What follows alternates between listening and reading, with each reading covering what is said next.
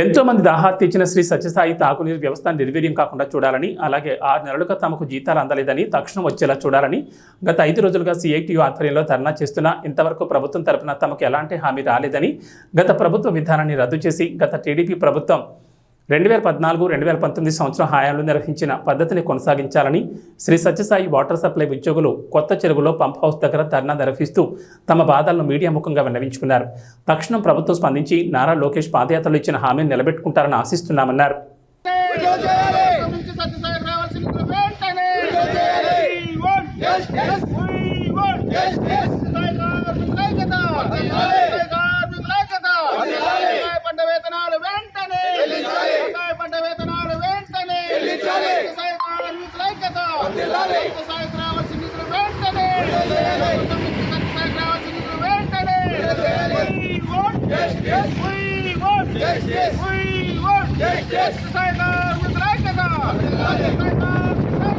వ్యవసాయ కార్మికులు 5వ రోజు సమ్మె సందర్భంగా మాకు రావాల్సిన బకాయిలు కావచ్చు, బడ్జెట్ విషయంలో కానీ ప్రభుత్వం త్వరగా దీన్ని తీసుకొని మాకు రావాల్సిన బడ్జెట్ రూపంలో కేటాయిస్తే ఈ ప్రాజెక్టుని నడిపేదానికి ముందుకు తీసుకుపోయేదానికి ఉంటుంది.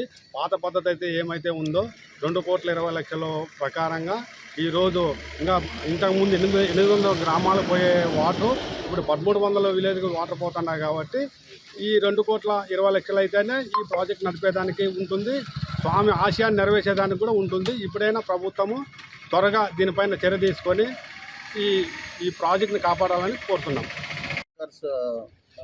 వాటర్ సప్లై వర్కర్స్ మేము గత 5 రోజులుగా వేతనాల కోసము సత్యసాయి బాబా ప్రాజెక్టును కాపాడేదాని కోసము సమ్మె చేస్తున్నాము. మా వేతనాలే ముఖ్యం కాదు. గతంలో ప్రభుత్వం 2,20,00,000 ఇచ్చేది. అంటే చంద్రబాబు నాయుడు గారు మొట్టమొదటి ముఖ్యమంత్రిగా ఉన్నప్పుడే 2,20,00,000 ఇచ్చేవారు. ఇప్పుడు ప్రభుత్వం జగన్మోహన్ రెడ్డి గారు పాలన వచ్చిన తర్వాత దాన్ని 1,50,00,000 కుదించి ప్రాజెక్టు నిర్వీర్యమయ్యే విధంగా చర్యలు తీసుకున్నారు. కాబట్టి అదే విధానాలు ఇప్పుడు వచ్చినటువంటి గతంలో ఉండేటువంటి ప్రభుత్వాల విధానం కాకుండా ఇప్పుడున్న వాళ్ళు గత విధానాలను వదిలేసి పూర్వ వైభవం తీసుకొని రావాలంటే 2,20,00,000 రూపాయలు ఇచ్చి ప్రాజెక్టు నిర్వీర్యం కాకుండా కాపాడమని మీడియా ద్వారా ముఖ్యమంత్రి గారిని వేడుకుంటున్నాము. కార్మికులము గత 5 రోజుల నుంచి సమ్మెలో పాల్గొంటున్నాం. మరి గత ప్రభుత్వం చేసిన పొరపాట్లని ఈ ప్రభుత్వం చేయకోకుండా తాగునీరుని ప్రభుత్వమే ఉచితంగా ప్రజలకు అందించాలా. కానీ సత్యసాయి బాబా గారు ఎంతో జిల్లా మీద ప్రత్యేకమైన శ్రద్ధ చూపి నీళ్లు ఉచితంగా ఇవ్వాలని ఒక సంకల్పంతో ఆయన ప్రాజెక్టు స్థాపించాడు. అట్లాంటి ప్రాజెక్టుకి కూడా నిధులు లేకుండా ఇబ్బంది పడడం అనేది మన దౌర్భాగ్య స్థితి. గత గవర్నమెంట్లో చేసిన పొరపాటు ఈ గవర్నమెంట్ చేయకోకుండా ఈ గవర్నమెంట్ అయినా నిధులు ఈ సత్యసాయి స్కీమ్కు నిధులు వేచించి పూర్వ వైభవాన్ని తీసుకొని వచ్చి గతంలో ఏ రకంగా అయితే సత్యసాయి స్కీమ్ని డెవలప్మెంట్ రీతిగా చేసుకొని వచ్చిన చంద్రబాబు గారు ఈ స్కీమ్ గురించి నాకు ప్రత్యేకమైన శ్రద్ధ ఉంది అని కూడా కలెక్టర్ మీటింగ్లో చెప్పినాడు. కాబట్టి మళ్ళీ నారా లోకేష్ గారు కూడా ఈ స్కీమ్ నేను దత్తత తీసుకుంటామని కూడా చెప్పినారు.